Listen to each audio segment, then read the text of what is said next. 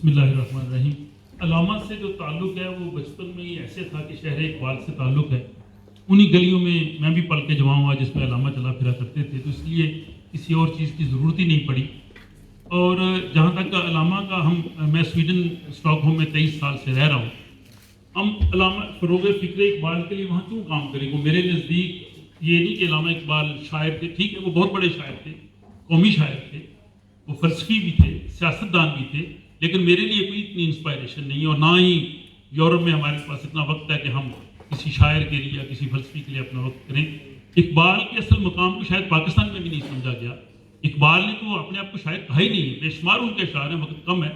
بلکہ پروفیسر فتح محمد صاحب بھی جانتے کہ انہوں نے اس کو مرد فرودست کہا ہے جو ان کو شاعری کی تہمت لگ بارگاہ رسالت میں انہوں نے عاجزی اور انہوں نے شکایت کی ہے کہ یہ لوگ مجھے شاعر کہہ رہے ہیں، میں تو شاعر ہی نہیں ہوں. تو علامہ کا جو اصل مقام ہے وہ یہاں بھی متعین ہونا چاہیے پاکستان میں. وہ پیغمبر قرآن ہے. گر تمی خواہی مسلمہ زیستن نیست ممکن جز بے قرآن زیستن. کسی کمیشن بٹھانے کی ضرورت ہے کہ ہمارے زوال کا کیا سبب ہے؟ ایک شعر میں کہہ دیا با مصطفیٰ بارہ سال پیش راہ کے دی ہم آؤس. گر تو کہ جب تک رسول پاک سے آپ کی محبت نہیں ہے اور وہ ورنہ تو سارے کا سارا نظام غلامی پہ چلا جاتا ہے. تو اقبال کے اصل مقام کو یہاں متعین کرنا بھی ضروری ہے، اور یہی مقام اور یہی اقبال کی جو فکر ہے وہ ہم وہاں پہ اس کے فروغ کے لیے کوشش کر رہے ہیں. ہم نے وہاں نومبر 2007 میں اسٹاک ہوم اسٹڈی سرکل کا ہم نے بنیاد رکھی، اور 2007 سے آج تک اس کے 130 ڈاکومنٹڈ سیشن ہوئے. ہر سیشن میں ایک پاور پوائنٹ پریزنٹیشن ہوتی ہے، اس میں پرانی آیات، فکر اقبال و حدیث اور دور جدید کی جو ہمارے مسائل ہیں ان کو ہم لے کے چلتے ہیں. اور جو میں باقاعدگی سے کالم ابھی بھی میرا اوصاف کے ایڈیٹوریل پیج پہ آتا ہے، پہلے میں جنگ میں لکھتا تھا، تو میری جو سلیکٹڈ کالمز کا مجموعہ ہے اس کا نام بھی میں نے افکار تازہ رکھا ہے. تو اقبال کی یہ انسپائریشن ہے. اور وہاں سویڈن کے جو ایک بہت بڑے فلسفی ہیں جو اقوام متحدہ کے دوسرے سیکرٹری جنرل تھے، داگ ہیمرشولد، میں اس پہ کام کر رہا ہوں کہ اقبال اور داگ ہیمرشولد کا تقابلی جائزہ، کیونکہ وہ بھی توحید پرست تھے، وہ بھی عالمگیر انسانیت کے لیے کام کرنا چاہتے تھے. جب وہ یونائٹڈ نیشن کے سیکرٹری جنرل تھے انہوں نے کشمیر کا مسئلہ حل کرنے کی بہت کوشش کی. تو مجھے اس میں کافی حد تک توافق نظر آئی. اور پھر اس کے ساتھ ہی ابھی حال ہی میں اقبال اکیڈمی لاہور میں جو نشست ہوئی ہے، میٹنگ ہوئی ہے، وہاں پہ اقبال اکیڈمی اسکینڈینیویا بنی ہوئی ہے، لیکن وہ کافی 3-4 سال سے بالکل انیکٹیو ہے. تو اب اقبال اکیڈمی لاہور والوں نے میری ذمہ داری مجھے لگائی ہے کہ اسکینڈینیویا میں فکر اقبال کے لیے آپ کوشش کریں اور یوم اقبال کی تقریبات ہر سال منعقد کیا کریں.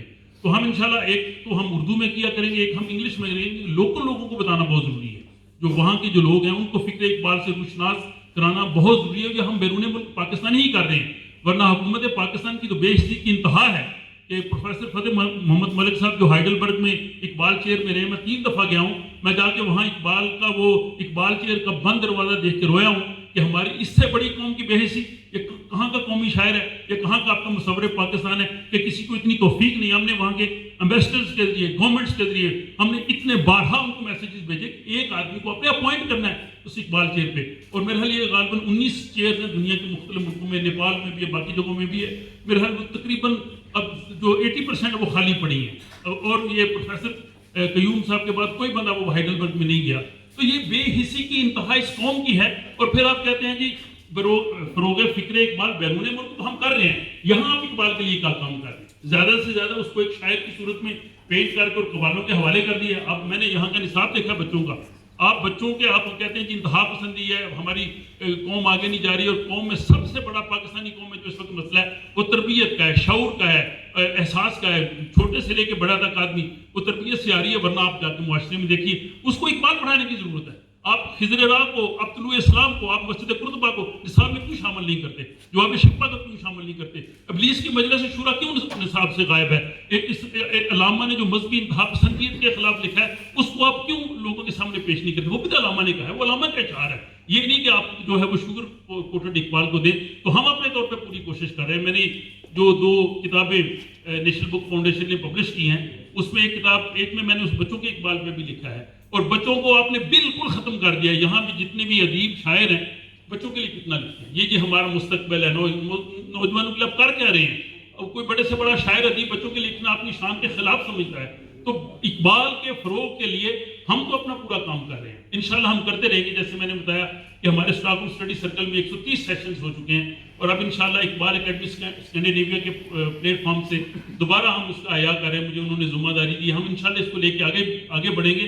لیکن یہاں بھی بہت ضروری ہے، اور اس ایوان سے یہ میسج آنا چاہیے ان لوگوں کو کہ جو فیصلے کرنے والے ہیں، خدا را اقبال چیئرز کو ختم مت کیجیے، بلکہ نئی چیئرز بنائیے. یونیورسٹیز میں ضرورت ہے، اقبال پہ کام کرنے کی ضرورت ہے، اور یہ ہماری اجتماعی ذمہ داری ہے، ہماری ذمہ داری بھی ہے، اور ہم ان لوگوں تک یہ میسج پہنچائیں جو یہ کام کر سکتے ہیں. بہت شکریہ.